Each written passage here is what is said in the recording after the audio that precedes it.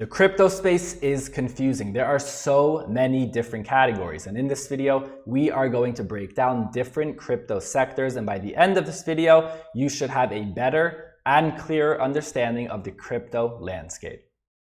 Welcome aboard the Bitcoin Express. My name is Chase. Let's get to it. Breaking down crypto into categories is very subjective because under each category is a subset of a subset of a subset and so on. So the categories in this video are categories, in my opinion, that are not too specific but not too broad. And if by the end of this video you feel there are projects that deserve its own category that I did not speak about in this video, put it in the comments down below. So the first category is basic and simple, medium of exchange. You send and you receive. And included in this category is, of course, Bitcoin. Bitcoin also is, in a way, its own category, being that it's a store of value. And on top of these simple payment coins on top of Bitcoin, we also have coins such as Dogecoin, Litecoin, and Bitcoin Cash. And very closely related to these medium of exchange, simple send and receive coins are privacy coins. But I believe privacy coins do deserve their own category. And what I like about CoinGecko and CoinMarketCap is that they actually have categories that you can look through. When it comes to CoinMarketCap, though, I feel like the categories get a little too specific. I prefer looking at the categories on CoinGecko. So for privacy coins, of course, we have Monero, we have Zcash, we have Digibyte, we have Pirate Chain. And if we click on Monero, a tool that can help us with CoinGecko is that when you actually look at these coins, there will be tags. So let's say someone told you about a coin. Let's say you never heard about Monero before and someone told you, go check this coin out. You'd simply come to CoinGecko, you type in Monero, and then you go look at the tags and you'll see that this is a privacy coin. And if we look at the same tags on CoinMarketCap, we'll notice that they are a little different. And this is what I mean by the categories can be subjective, because a coin can be in more than one category at the same time. And depending who you ask or which website you're looking at, a coin may be in a different category. It may be in on one site, and it may be in 5 different categories on another site. So far, simple, medium of exchange, and privacy. And the next category up is probably the biggest category, and that is smart contract platforms. The reason why this is such an important category is because pretty much all the other categories or sectors we're going to speak about moving forward in this video are built on top of these smart contract platforms. These platforms are pretty much the base layer. I like to look at platforms such as an index fund, being that you get the value of the underlying ecosystem. Let's say you don't know which projects to buy on top of Binance Smart Chain or on top of Ethereum or on top of Solana. Instead of picking and choosing and maybe taking a risk, you can get the underlying asset. In that case, for example, that would be Ethereum. I do want to clarify, this doesn't mean that Ethereum will 100% make you money, but your risk is lower when you buy the underlying asset, the smart contract platform. Now, moving forward, like I said, everything we're going to speak about is typically built on these platforms. A very popular category is centralized exchange tokens, right? And these coins, like I stated, are usually built on top of these platforms. Centralized exchange tokens have usually a benefit or a perk when you use them on the exchange. And if you actually click on these tokens, you can see where they're built upon. So let's say we have FTX token. If we click on FTX, we can see right here the contract that this is built on Ethereum. If we check KuCoin's token, a centralized exchange, we can see the contract is built on Ethereum. So most projects today are built on Ethereum in the, August of 2021, but moving forward in the future, we will likely see more projects building on other smart contract platforms. And next up are stablecoins. And just like the centralized exchange coins and pretty much all these other coins, they are also usually built on top of a smart contract platform. There are centralized stablecoins and decentralized stablecoins, but for the most part, they are centralized. Even DAI in a way, because DAI, which we thought was a decentralized stablecoin, is actually more than 50% backed by USDC, which is a centralized stablecoin.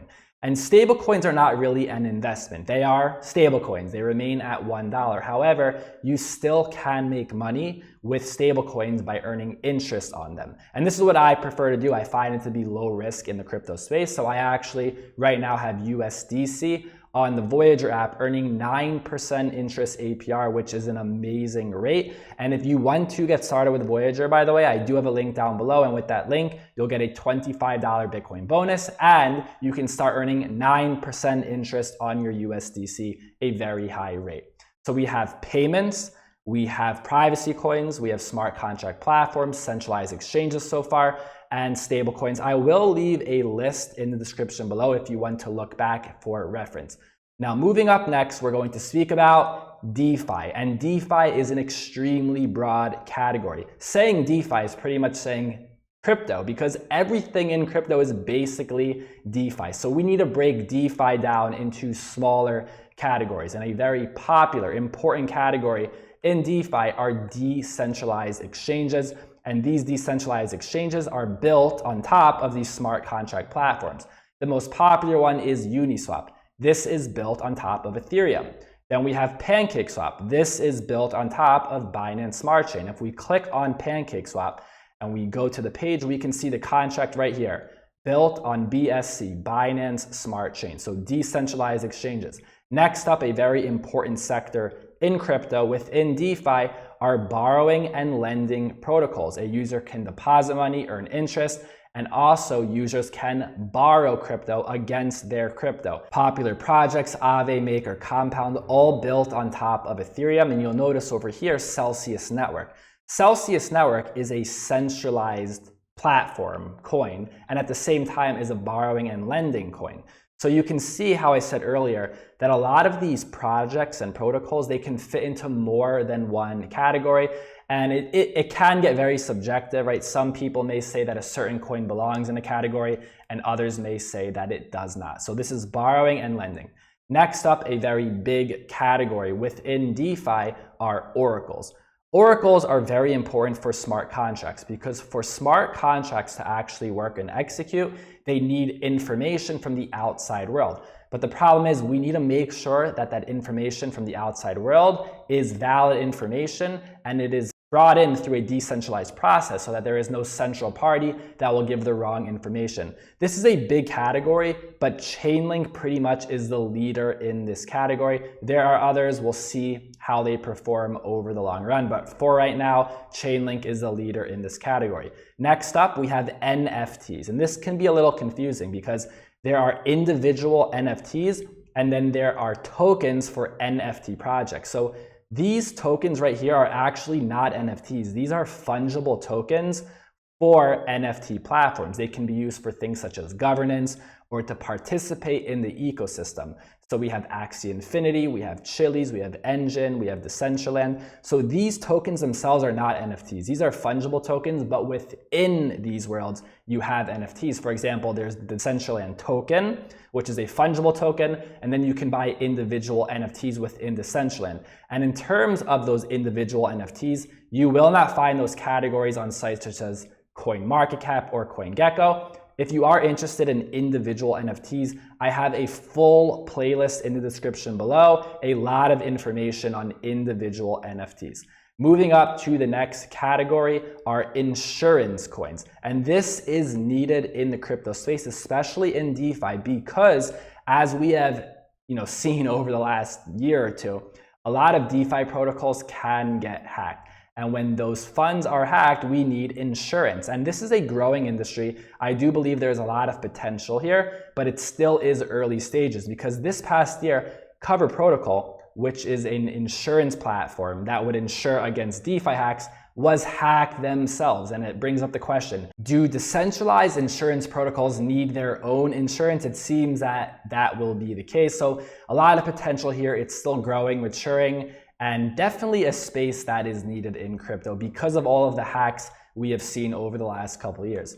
Next up, we have derivatives. Derivatives are financial instruments or financial investments that derive or get their value from an underlying asset, maybe such as gold, silver, stocks, bonds, and so on. And this is a very big market with a lot of potential because worldwide, the derivatives market is worth multiple trillions of dollars. So even if crypto derivative projects can capture a small percentage of the worldwide derivatives market, it is a lot of value. However, there is a major problem right now. because the regulators are cracking down on these projects, saying that these projects should be considered securities. And even if we look at the #1 derivatives project in crypto at the moment, Synthetics Network, it had a pretty poor performance in terms of value over the last year. Really, it underperformed by a lot. You could have bought basically any other cryptocurrency and outperformed Synthetics, even though there was so much hype and potential for Synthetics. So this market, I'm a little on the fence of in terms of investing in it, because there's a lot of potential, but at the same time, we know the regulators are coming after these projects. Next up, we have Internet of Things, and included in Internet of Things, I put supply chain.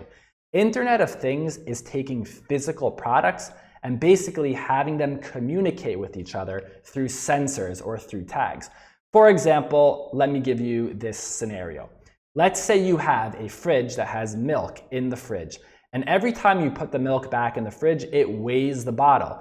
And at a certain point, when it realizes that the bottle is almost empty, the fridge, right, this is Internet of Things, will send a message to the company to order more milk and have it delivered to the home. And this is all happening behind the scenes.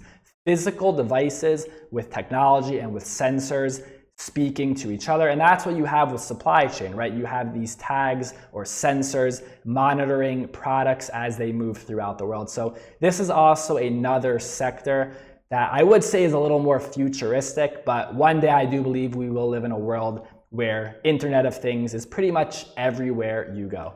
Next up, we have entertainment coins or media coins. The leader in this category is Theta Network. They are a decentralized video streaming platform. And you will notice that in this category of entertainment and media, we also see projects such as Engine and Decentraland. These are NFT projects. As mentioned before, projects can be in multiple categories, but I do believe that this sector will also grow over the future because it looks like there is a need for decentralized platforms for social media. Next up, we have meme coins. And I know it sounds funny, but I believe that meme coins do deserve their own category. Dogecoin is the leader here. Dogecoin is a top 10 cryptocurrency.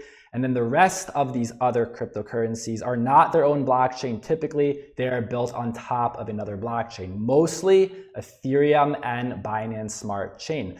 So these are the categories I believe that are not too specific and not too general. And if you feel there is a group of projects that I totally missed out on, put it in the comments down below. I hope that you learned a lot in this video. Like the video, subscribe to the channel. Thank you for listening, and I'll see you next time.